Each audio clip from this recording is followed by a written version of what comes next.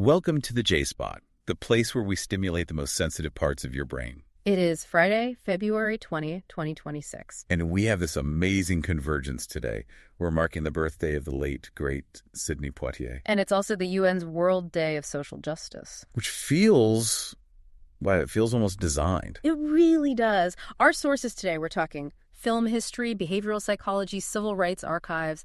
They all point to this one powerful idea. Which is that dignity is not just a virtue, it can be a weapon. And style. Style can be a kind of spiritual practice. So we are definitely keeping it classy, elegant, and proud today. Yeah. But looking at Poitier, it strikes me that his elegance was also a heavy burden. Oh, for sure. He wasn't just another actor. He was what they called a race man. He was carrying the aspirations of millions of people on his shoulders. Exactly. So when he won that Oscar for Lilies of the Field, the first black man to win Best Actor, it was so much bigger than just him.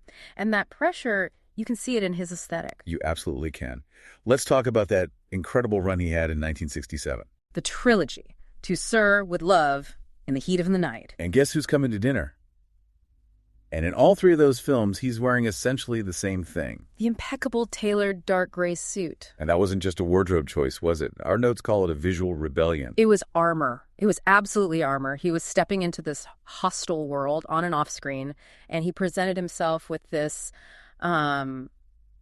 inimitable class. Forcing the audience to see the man before anything else. Right. And that armor was not just a metaphor. No, it wasn't.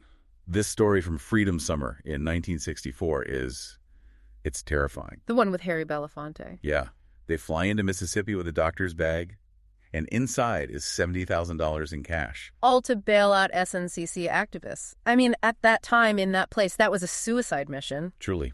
They drop the cash, and what happens? Immediately they're in a high-speed chase. Being pursued and rammed by the KKK in pickup trucks. So in that context, the suit, the dignity, it's not a performance. It's the uniform of a soldier. And what's so fascinating is that there is hard science that explains why that uniform actually works. You're talking about enclothed cognition, right? Yeah. From that 2012 study. That's the one. Adam and Galinsky. They found that clothes act as a kind of psychological prime. So it's not just about how other people see you. No, it's about embodiment.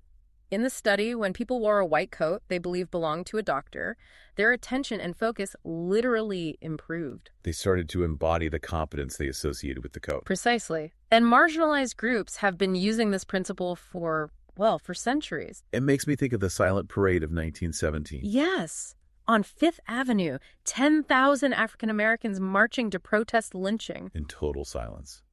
And the images are so striking. The men are in dark suits, and the women and children are all in white. They're using their Sunday best to visually assert their humanity, to say, we are citizens, we are dignified. And that tradition is still alive. You see it so clearly with the Sequers in the Congo. The society of ambiance makers and elegant people, I love them. Because on the surface, it seems completely irrational.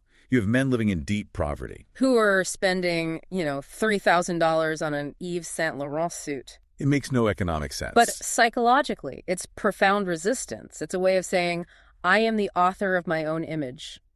A rebellion against colonial conditioning. They even have a code, their 10 Commandments, which includes things like hygiene and a ban on violence. It's all part of the same thing. It's no wonder the Met Gala in 2025 focused on that legacy of the black dandy. It all comes full circle. From Poitier's gray suit to the streets of Brazzaville, dignity is something you fashion for yourself. Which brings us to the takeaway for you. Yeah. Think about what you chose to wear today. Style is self-authorship. It's a declaration of self-respect. You're not just dressing for a job or for other people. You are armoring yourself. Armor yourself with dignity and love the image that you see in the mirror. That is the ultimate revolution. The J-Spot is a J. Breyer Allen production, edited by Jay Rivera, Danielle Reyes, and Josette Garcia.